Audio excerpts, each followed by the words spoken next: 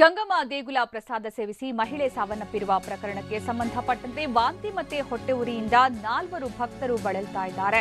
ತೀವ್ರ ಅಸ್ವಸ್ಥಗೊಂಡ ಹಿನ್ನೆಲೆಯಲ್ಲಿ 4ರನ್ನ ಆಸ್ಪತ್ರೆಗೆ ದಾಖಲು ಮಾಡಲಾಗಿದ್ದು, ವಾಂತಿ ಹಾಗೂ ಹೊಟ್ಟೆ ಉರಿಯಿಂದ ಬಳಲ್ತಾ ಇರುವ ಹಿನ್ನೆಲೆಯಲ್ಲಿ ಶಿವಕುಮಾರ್, ವೆಂಕಟರಮಣಪ್ಪ, ಚೈತ್ರ ಹಾಗೂ ಕೀರ್ತಿ ಆಸ್ಪತ್ರೆಗೆ ದಾಖಲಾಗಿದ್ದಾರೆ.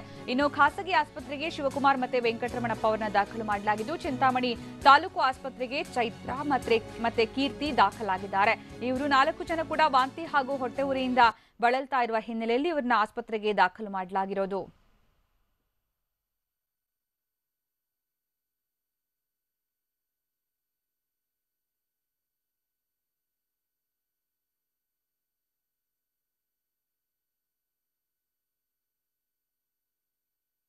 ಗಂಗಮ್ಮ ದೇಗುಲ ಪ್ರಸಾದ ಸೇವಿಸಿ ಮಹಿಳೆ ಸಾವನ್ನಪ್ಪಿರುವ ಪ್ರಕರಣಕ್ಕೆ ಸಂಬಂಧಪಟ್ಟಂತೆ ವಾಂತಿ ಮತ್ತೆ ಹೊಟ್ಟೆ ಉರಿಯಿಂದ 4 ಜನ ಭಕ್ತರು ಬಳಲ್ತಾ ಇದ್ದು, ತೀವ್ರ ಅಸ್ವಸ್ಥಗೊಂಡ ಹಿನ್ನೆಲೆಯಲ್ಲಿ 4 ಜನರನ್ನ ಆಸ್ಪತ್ರೆಗೆ ದಾಖಲು ಮಾಡಲಾಗಿದೆ. ವಾಂತಿ ಹಾಗೂ ಹೊಟ್ಟೆ ಉರಿಯಿಂದ ಬಳಲ್ತಾ ಇರುವ ಹಿನ್ನೆಲೆಯಲ್ಲಿ ಶಿವಕುಮಾರ್ ಮತ್ತೆ ವೆಂಕಟರಮಣಪ್ಪ ಅಸ್ವಸ್ಥಗೊಂಡಂತಹ 4 ಜನರಲ್ಲಿ ವೆಂಕಟರಮಣಪ್ಪ, ಶಿವಕುಮಾರ್ ದೃಶ್ಯದಲ್ಲಿ ನೋಡಬಹುದು. ಇನ್ನು ಚೈತ್ರ ಮತ್ತೆ ಕೀರ್ತಿಯನ್ನ ಕೂಡ ಆಸ್ಪತ್ರೆಗೆ ದಾಖಲು ಮಾಡಲಾಗಿದೆ. ಅದರಲ್ಲಿ ಶಿವಕುಮಾರ್ ಮತ್ತೆ ವೆಂಕಟರಮಣಪ್ಪ ಅವರನ್ನ ಖಾಸಗಿ ಆಸ್ಪತ್ರೆಗೆ ದಾಖಲು ಮಾಡಲಾಗಿದ್ರೆ, ಚಿಂತಾಮಣಿ ತಾಲೂಕು ಆಸ್ಪತ್ರೆಗೆ ಚೈತ್ರ ಮತ್ತೆ ಕೀರ್ತಿ ಅವರನ್ನ ದಾಖಲು ಮಾಡಲಾಗಿದೆ.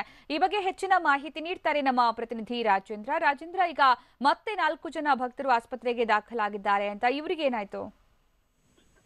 ಸುಕನ್ಯಾ, ಏನು ನಿನ್ನೆ ರಾತ್ರಿ ಪ್ರಸಾದ ಏನು ತಿಂದಿದ್ರು, ಅದು 30 ಜನ ಈ ಪ್ರಸಾದವನ್ನ ತಿಂದಿದ್ರು ಅನ್ನೋ ಒಂದು ಮಾಹಿತಿ ಸಿಕ್ಕಿದ್ದು. ಅದರಲ್ಲಿ 9 ಜನ ಅಸ್ವಸ್ಥರಾಗಿದ್ರು.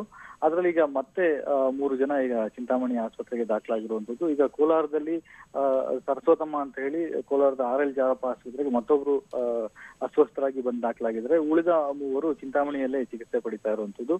ಒಟ್ಟಾರೆ 13 ಜನ ಈ ಒಂದು ಘಟನೆಯಲ್ಲಿ ಅಸ್ವಸ್ಥರಾಗಿ ಈಗ ಆಸ್ಪತ್ರೆಗೆ ದಾಖಲಾಗಿರುವಂತದ್ದು. ಅದರಲ್ಲಿ ಓರ್ವ ಮಹಿಳೆ ಕವಿತಾ ಅಂತ ಹೇಳಿ ಅವರು ಮೃತಪಟ್ಟಿರುವಂತದ್ದು. ಈಗ ಕೋಲಾರದ ಜಾಲಪ್ಪ ಆಸ್ಪತ್ರೆಯಲ್ಲಿ ಚಿಕಿತ್ಸೆ ಪಡಿತಾರಂತ 6 ಜನರ ಸ್ಥಿತಿ ಕೂಡ ಗಂಭೀರವಾಗಿದ್ದು, ಇನ್ನು 24 ಗಂಟೆ ಕಾಲ ಅವರ ಪರಿಸ್ಥಿತಿ ಬಗ್ಗೆ ಏನು ಹೇಳಿಕ್ಕಾಗೋದಿಲ್ಲ ಅಂತ ಹೇಳಿ ವೈದ್ಯರು ಹೇಳಿರುವಂತದ್ದು.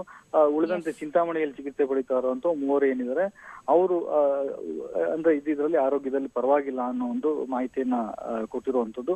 ಒಟ್ಟಾರೆ 24 ಗಂಟೆಗಳ ಕಾಲ ಈಗ ಏನು ಅಸ್ವಸ್ಥರಾಗಿ ಆಸ್ಪತ್ರೆಯಲ್ಲಿ ಚಿಕಿತ್ಸೆ ಪಡಿತಾ ಇದ್ದಾರೆ, ಅವರೆಲ್ಲರ ಆರೋಗ್ಯ ಸ್ಥಿತಿ ಕೂಡ ಗಂಭೀರವಾಗಿರುವಂತದ್ದು. ಸುಕನ್ಯಾ, ಧನ್ಯವಾದ ರಾಜೇಂದ್ರ.